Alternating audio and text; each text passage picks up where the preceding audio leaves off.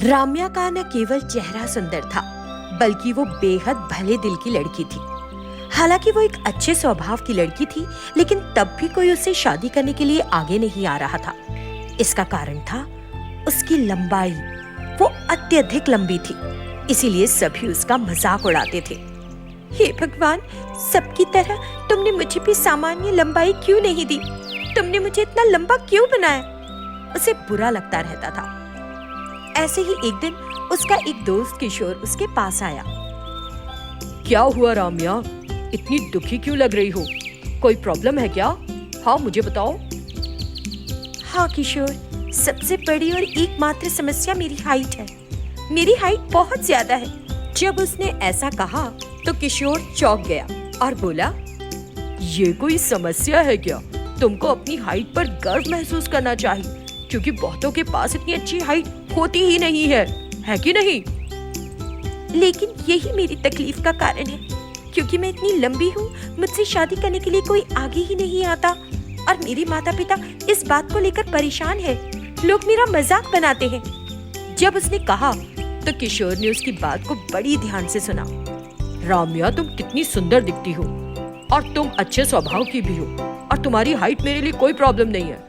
मैं तो तुम्हें बहुत पसंद करता हूँ, लेकिन कभी कहा नहीं मैं तुमसे शादी करूंगा। बोलो, तुम तैयार हो इसके लिए? जब उसने ऐसे कहा तो राम्या खुशी से झूम उठी। किशोर, मैं भी तुमसे शादी करके खुश रहूंगी, उसने कहा। फिर किशोर अपने घर गया और अपनी माँ और बहन को राम्या के बारे में बताया। ठीक है, तो किसी शुभ दिन उससे जाकर मिलते हैं, उसने कहा। और 2 दिन बाद ही रमेश, उसकी बहन देवी और उसकी माँ तीनों राम्या को देखने गए। उसकी हाइट को देखकर वे दंग रह गई। वे वहाँ तो कुछ नहीं बोली, लेकिन बाहर आकर, क्या तू पागल है? तू उस लड़की से शादी करना चाहता है? भैया, वो इतनी ज्यादा लंबी है। अगर तुम उससे शादी करते हो तो लोग तरह तरह के कमेंट्स करेंगे और हमारी इज्जत मिट्टी में मिल जाएगी। इसमें इज्जत को क्या खतरा है? हाइट ज्यादा होने में क्या मसला है? मैं शादी करूंगा तो उससे ही, आप उसे पसंद करें या ना करें। समझ गए ना आप लोग? उसने उनसे सख्ती से कहा। आखिर उन्हें मानना ही पड़ा और कुछ दिनों बाद राम्या और किशोर की शादी हो गई। शादी में आए सभी लोग लड़की की लंबाई का मजाक बना रहे थे। इस तरह 2 दिन बीत गए। तब देवी, पता नहीं इसने उससे शादी क्यों की। सच है माँ, मेरी सहेलियां भी तरह तरह की कमेंट्स करती हैं कि हमारे घर में जिराफ है, ब्ला ब्ला। किसी तरह इसको बुरी बुरी बातें कह के सताते हैं। हो सकता है कि ये हमारी बातों से तंग आ जाए। इस तरह ये उनके लिए एक मुद्दा बन गया था। एक दिन ऐसे ही किशोर घर पर नहीं था और राम्या कुछ काम कर रही थी। अरे जिराफ, बाहर बगीचे में आम है, जा और उन्हें तोड़। तुझे तो इसके लिए सीढ़ी की भी जरूरत नहीं। तेरी लंबाई सीढ़ी से भी ज्यादा है। माँ और बेटी ने राम्या पर फप्तियां कसी और उस पर हंसे। राम्या बिना कुछ बोले उदास होकर वहाँ से चली गई। फिर एक दिन राम्या की ननद बोली, माँ, हमें टांड साफ करना है, लेकिन मैं उतनी ऊंचाई पर नहीं चढ़ सकती, तो कैसे होगी सफाई? उसने इस तरह कहा कि राम्या सुन सके। तब उसकी माँ और तेज आवाज में बोली, अरे तू चिंता क्यों करती है? हमारे घर में एक एफिल टावर है ना, उससे कह दे, वो तो खड़ी खड़ी ही कर लेगी। ए उठनी बहू, जरा टांड साफ कर दे, दोनों ने कहा और उस पर हंसने लगी। उनके कहे शब्द किशोर ने दरवाजे के पीछे से सुने और तुरंत उनके पास आया। किशोर को देखकर दोनों की बोलती बंद हो गई। अगर तुम मेरे घर पर न रहने पर उससे इस तरह का व्यवहार करती हो तो ये ठीक नहीं है। वो तुम लोगों से हर बात में बेहतर है। तुम दोनों के पास तो बैठकर खाने के अलावा और कोई काम नहीं है। वो उन्हें डांटने लगा। ये सुनकर माँ बहन दोनों चुपचाप रह गईं और वहाँ से चली गईं। ऐसे ही 1 हफ्ता बीत गया। एक दिन कोई चिल्लाता हुआ सड़क पर दौड़ रहा था। राम्या बाहर आई और देखने लगी कि क्या हुआ। तो उसने देखा कि एक घर जल रहा है। राम्या ये देखकर उस तरफ दौड़ पड़ी। एक महिला वहाँ खड़ी थी जो घबराते हुए बोली, घर के अंदर मेरी बेटी है, प्लीज कोई उसे बचाओ। लेकिन वहाँ खड़े किसी भी आदमी ने अंदर जाने की हिम्मत नहीं। सिर्फ राम्या ने अपने शरीर पर पानी डाला और वो कूदकर पहली मंजिल पर चली गई। उसके ऐसे करते ही वहाँ खड़े लोग मोबाइल पर उसका वीडियो बनाने लगे। तभी राम्या लड़की को सुरक्षित लेकर वहाँ से कूद गई और दोनों सकुशल बाहर आ गए। राम्या के इस बहादुरी भरे कारनामे को देखकर जिस किसी ने भी उसका अपमान किया था, अब उसकी प्रशंसा कर रहे थे। जिन लोगों ने वीडियो बनाया था उसे सोशल मीडिया पर पोस्ट कर दिया। 2 दिनों के भीतर ही राम्या हर जगह मशहूर हो गई। वे वीडियो सरकारी कार्यालयों तक गए और उन्होंने उस पर ध्यान दिया और राम्या को तुरंत एक पुलिस अधिकारी का पद दे दिया।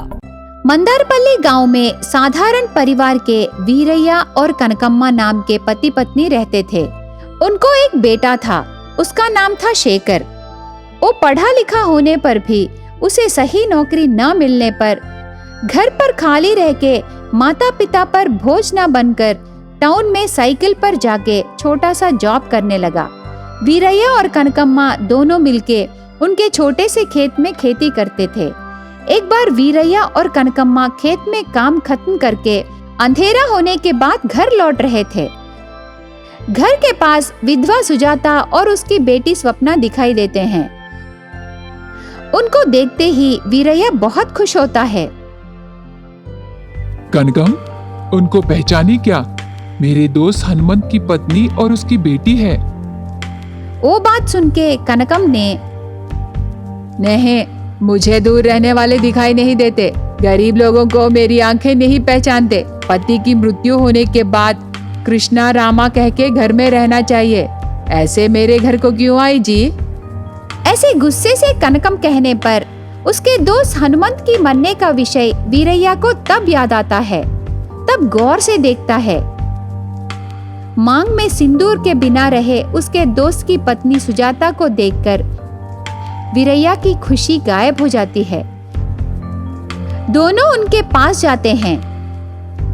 कनकम घर के बाहर खड़े होके, बाहर ही बात करके बाहर से बाहर ही भेज के सिर्फ आप ही घर के अंदर आओ। मुझसे बोले बिना अगर आपने इनको पैसे दिए तो वही हम दोनों का आखिरी दिन होगा।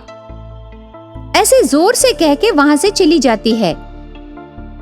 वीरैया बहुत अभिमान से सुजाता से और स्वप्ना से बात करता है।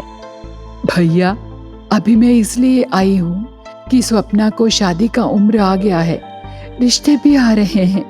उनके आखिरी समय पर भैया स्वप्ना को आपके घर की बहू बनाएंगे बोले। क्या वो सच है या आप यूं ही बोले? मैं ये पता लगाने आई हूँ भैया। नहीं बहन, स्वप्ना मेरे घर की बहू है, मेरी बेटी है। इसके बारे में तुम चिंता मत करो, मैं कनकम से बात करके राजी करता हूँ।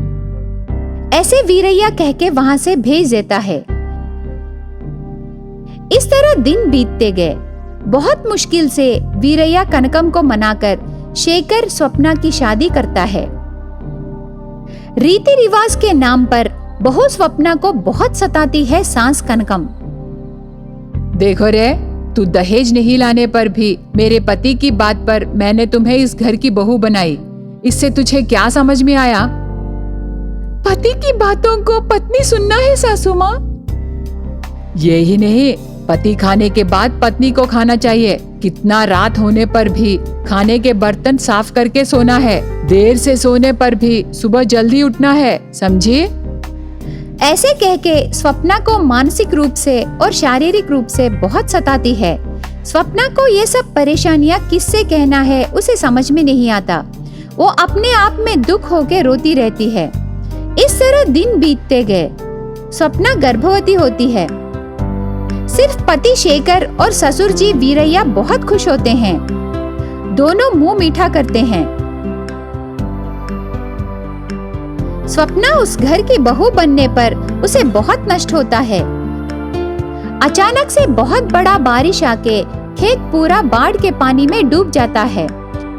उससे खाने को चावल नहीं रहता। शेखर को एक्सीडेंट होके दोनों पैर टूट जाते हैं। उससे वो व्हील चेयर पर पड़ जाता है। काम पर भी नहीं जाता। उससे महीने को आए तनख्वाह भी नहीं आता। बारिश के कारण कूली काम भी नहीं मिलता। चारों तरफ से स्वप्ना के परिवार पर एकदम से दुखियां आने पर सास कनकम ये सब बहू को घर आने पर सोच के उसे मारना शुरू करती है। वो पानी पी के दिन काटने के दिन थे। स्वप्ना को पेट में दर्द शुरू होता है। हॉस्पिटल को ले जाने के लिए घर में एक पैसा भी नहीं रहता। उनकी परिस्थिति से शेखर, वीरैया, कनकम और स्वप्ना बहुत दुखी होते हैं। पेट में दर्द सहते ही एक सुंदर सी लड़की को जन्म देती है स्वप्ना। वो बहुत मुश्किल से दिन कट रहे थे। स्वप्ना की बेटी दूध के लिए रोती रहती है। बेटी रो रही है, सुनाई नहीं दे रहा क्या? जाके दूध देना। कहाँ से आएगा दूध? खाना नहीं, कुछ नहीं। पेट पर खाने से ही दूध आएगा बेटी को देने के लिए। ऐसे कह के पानी लाने मटका लेके स्वप्ना जाते समय एक कार में कीर्ति आके सामने आती है। देखो, मैं इस गांव की सरपंच की बेटी हूँ। मुझे मेहंदी बहुत पसंद है।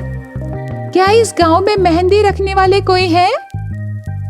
ये बात सुन के तब याद आता है स्वप्ना को कि वो एक मेहंदी डिजाइनर है करके। तब वो तुरंत मटका बाजू रख के कीर्ति के पास रहे मेहंदी लेके कीर्ति के हाथों को बहुत सुंदर सा मेहंदी डिजाइन रखती है। ये सब देख के कीर्ति बहुत तारीफ करती है, थोड़े पैसे देती है। वो पैसे लेके खुशी से ये दुखों की आदतों से मुझे सीखे मेहंदी डिजाइन्स को मैं भूल गई। अब भी ये मेम साहब की वजह से मुझे याद आया। आगे से मुझे और मेरे परिवार को ये मेहंदी ही बचाएगी। ऐसे सोच के कीर्ति के दिए पैसों से थोड़े सामान खरीद के घर ले जाके उस दिन खाना पकाती है। घर वालों को पैसे आने का विषय बताती है। उस दिन पेट भर खाना खाते हैं और आराम से सो जाते हैं। बाकी पैसे लेके बेटी को लेके पैदल जाके मेहंदी लाती है। स्कूल और कॉलेज रहे जगह पर एक पेड़ के पास बैठकर मेहंदी डिजाइन्स डालते हैं करके एक बोर्ड रखती है। उस पेड़ को एक साड़ी बांध के उसमें बेटी को सुला के लड़कियों को डिजाइन्स डाल के पैसे लेती है स्वप्ना। इस तरह दिन बीतते गए। स्वप्ना का मेहंदी बिजनेस बहुत जोर से चलने लगता है। बहुत पैसे कमाने लगती है। उसके बाद घर, अच्छे कपड़े और कार सब कमाती है।